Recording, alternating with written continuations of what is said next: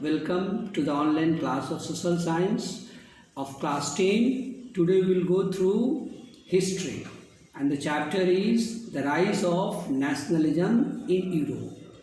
यानी इस चैप्टर में हम लोग पढ़ेंगे कि यूरोप में राष्ट्रीयता की भावनाओं का जन्म कैसे हुआ या उत्पत्ति कैसे हुआ। तो आइए पहले इंट्रोडक्शन के तौर पर हम लोग देखते हैं क्या है। तो here it is given, Frederic Soddy, a French artist, prepared a series of 4 prints in 1848, visualizing his dream of a world made up of democratic and social republic.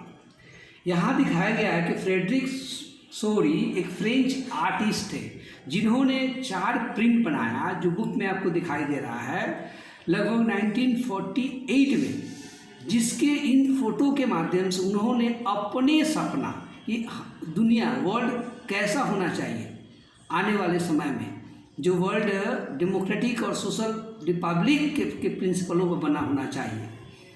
The first print shows the people of Europe and America marching and offering homage to the Statue of Liberty. या प्रथम picture में देखिए कि Europe और America के लोग क्रम बना के मार्च कर रहे हैं और स्टैचू ऑफ लिबर्टी को होमेज पे कर रहे हैं।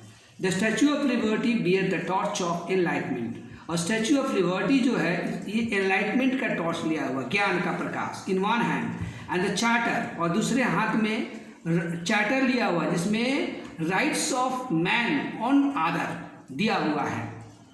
The debris and remains of absolute institutions like monarchy, materialized and repressive government lie in the foreground of the Statue of Liberty. और स्टैचू ऑफ लिबर्टी के नीचे डेब्रिस, टूटे हुए अंशों के तौर पर दिखाया गया है ये मोनार्ची सिस्टम था, मिलिट्री रूल था या रिप्रेसिव गवर्नमेंट जो इसके पैरों तले दब गया। यहाँ एक वर्ड है Ethiopia, a vision of a society that actually may not exist। यह एक ऐसे समाज की कल्पना है जो वास्तव में संभव नहीं है।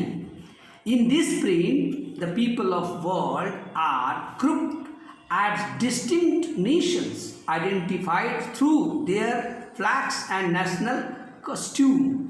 इस प्रिंट में देखिए पीपल जो वर्ल्ड के हैं अलग अलग राष्ट्र के अलग अलग ग्रुप में बट गए हैं और अपनी राष्ट्र का पहचान अपने झंडों के माध्यम से दिखा रहे हैं और नेशनल कॉस्ट्यूम पहनाव के आधार पर। United States and Switzerland are leading the positions as they have already achieve nation wide. इस कतार में देखिए सबसे पहले है यूनाइटेड स्टेट्स और स्विट्जरलैंड जो आज़ादी बहुत पहले ही या अपने राष्ट्र का निर्माण पहले ही कर चुके थे। नेक्स्ट कंट्री वॉज फ्रांस, उनके पीछे को तीसरा कौन है? France, that had to achieve nation state. Then comes, उसके बाद है Germany bearing black red gold flag. At that time Germany has not achieve nation state but was about to unite all German speaking state as a nation. उस समय German को संपूर्ण राष्ट्रता का अधिकार नहीं मिला था पर प्रोसेस में था। नेक्स्ट आप कतार में देखिएगा मिलेंगे द पीपल ऑफ ऑस्ट्रिया, उसके नीचे द पीपल ऑफ टू सिलिस, उसके नीचे लैम्बर्डी, उसके नीचे पोलैंड, फिर इंग्लैंड, फिर आयरलैंड, फिर हंगरी, फिर राष्ट्र। इस तरह नेशन स्टेट का फॉर्मेशन हुआ। Christ, saints and angels gaze upon the scene. इस फोटो में देखिए ऊपर से दिखाया गया है जीसस क्रिस्ट, सन और सब गॉड सब देख रहे हैं सिनेरियो को। It was used to symbolize fraternity among the nations of the world। और ये सिंबल, ये जो पिक्चर दिखा रहा है कि ये सभी राष्ट्र एक भाईचारे के रूप में इस वर्ल्ड में उत्पन्न हुए हैं और रहेंगे।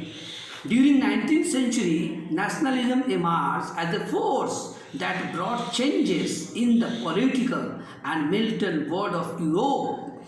The result was the emergence of nation state in place of multi-dynastic empire of Europe।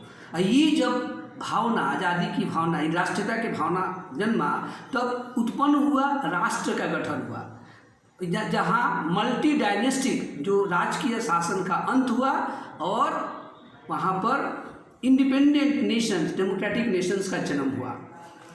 It developed a sense of common identity and shared history. The sense of nationalism emerged among common people through struggle, action of leaders, joint pains and sufferings. That's the end of the children. We'll meet you again in the next video. Thank you.